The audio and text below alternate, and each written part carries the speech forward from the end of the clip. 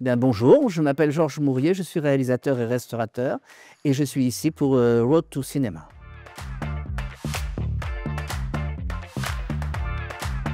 Bonjour Georges Mourier, on est très heureux de vous recevoir. Vous avez été récompensé pour votre contribution au cinéma, à l'œuvre cinématographique avec la restauration de Napoléon. Je ne peux que dire que cette restauration n'aura été qu'une suite de surprises et de rebondissements, puisque je rappelle qu'à l'origine, c'était un travail qui devait durer 3 mois. Un jour, le directeur technique du patrimoine, Laurent Manoni, m'a appelé pour me dire « Bon, est-ce que vous pourriez mettre entre parenthèses votre activité de réalisateur environ pendant 3 mois pour simplement faire un inventaire et nous dire laquelle des 22 versions du Napoléon que nous avons dans notre fonds, laquelle serait celle de référence. » Ce qui s'est passé, c'est que nous avons d'abord commencé par un stock de 300 boîtes. Bon, très bien. Et puis ensuite, vous savez qu'en face de la Cinémathèque française, il y avait aussi une autre grande institution qui s'appelait à ce moment-là les AFF, ou plus exactement aujourd'hui les collections films du CNC. Quand ils ont su qu'il y avait un expert, ils ont tiré un peu la manche en nous disant est-ce qu'ils ne pourraient pas faire aussi la même chose pour notre fonds? Parce que nous non plus, on n'y comprend plus rien. Alors de 300, nous sommes passés à 600 boîtes. Toujours pour le même film? Toujours pour le même film, bien sûr. Pour vous donner une petite idée, enfin pour les gens puisque maintenant nous sommes dans le numérique, donc parler de boîtes, ce n'est plus quantifiable. Une boîte de 300 mètres, c'est environ 17 ou 16 minutes. Pour un film normal de 90 minutes, nous avons 6 ou 7 boîtes de 600 mètres. Or, là, pour un film qui, à ce moment-là, faisait dans sa version la plus restaurée 5h30, nous avions certes des copies, mais nous avions un stock. Et ce stock, déjà, à la base, il était de 300 boîtes. Il a été ensuite majoré à 600. 10 jours avant, ma monteuse, Laure Marchot et moi, nous avons coup sur coup découvert un premier stock de 179 boîtes qui n'avait pas été ouvert depuis 1971, c'est-à-dire depuis la dernière fois que Gans avait travaillé sur son propre film, parce que lui-même, il a bien charcuté. Et c'était à double détente, puisque derrière ces 179 boîtes se cachait aussi tout un lot de 203 boîtes que Claude Lafaille, en un temps, mais il ne me l'avait pas dit, avait protégé de la destruction et caché à la Cinémathèque de Toulouse. Donc un chantier pharaonique. D'un seul coup, on se retrouve avec 1000 boîtes, plus d'un millier de boîtes. Et une restauration qui a pris du coup près de 15 ans. Grâce aux archives de la Cinémathèque, on avait retrouvé l'ordonnance des scènes, voire même les métrages d'un certain montage.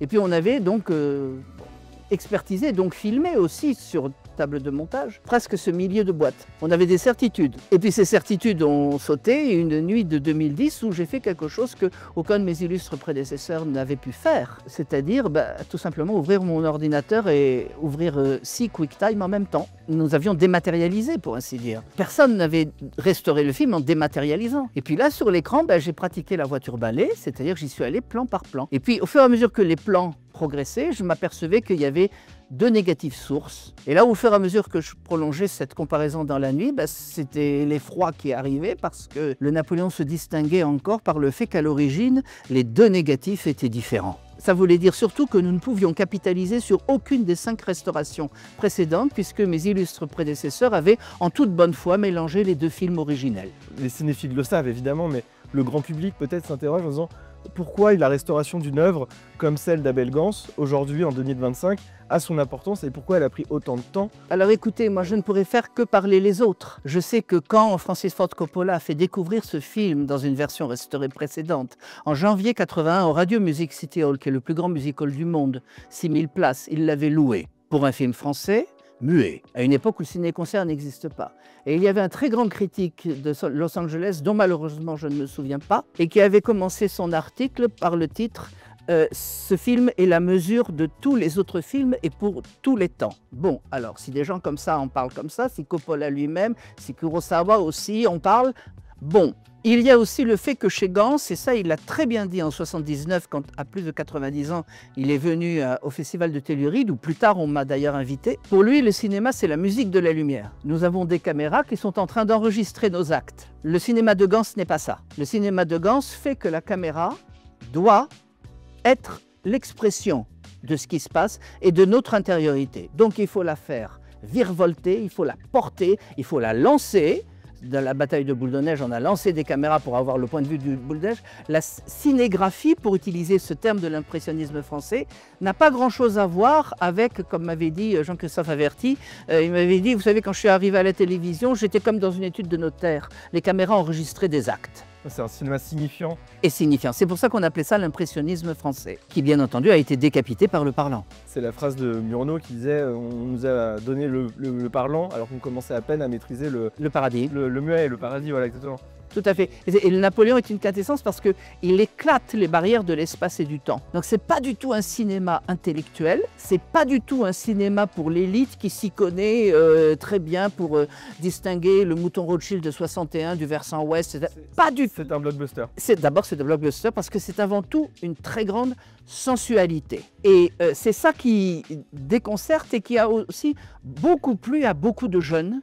Et notamment lors des projections à la Cinémathèque française qui ont suivi après la scène musicale, parce qu'on n'avait jamais vu qu'en tant que muet, que le cinéma pouvait vous prendre au ventre comme ça, autrement qu'en vous décrivant des choses. Donc c'est une très grande leçon. Alors moi, j'ai pas tout compris, hein. Je ne prétends pas du tout avoir percé le mystère Napoléon, parce qu'il y en a un, comme dans toute grande œuvre. Je pense que le Napoléon fait partie de ces grandes œuvres, comme aujourd'hui, on continue à jouer du Molière, où on regarde, où on étudie encore des Bruegel ou des Vermeer. Et je pense que le Napoléon fait partie de cela. Parce que c'est une grande œuvre, ça veut dire qu'elle va s'adapter à la sensibilité de chaque époque. Et j'avoue que quand j'ai vu le film sortir, bon, la scène musicale, les gens attendaient, ils sont venus. Puis ensuite à la Cinémathèque française. Puis ensuite, quand j'ai fait un petit peu la tournée des salles pâtées, où c'était avec les films frais, comme on dit, c'est-à-dire avec les films, j'ai été, mais c'était jubilatoire de voir que ce truc-là passait encore auprès de personnes qui n'étaient pas forcément... Voilà, pour reprendre une phrase de Yourcenar, on n'était plus dans le plaisir du connaisseur, on était dans l'enthousiasme naïf.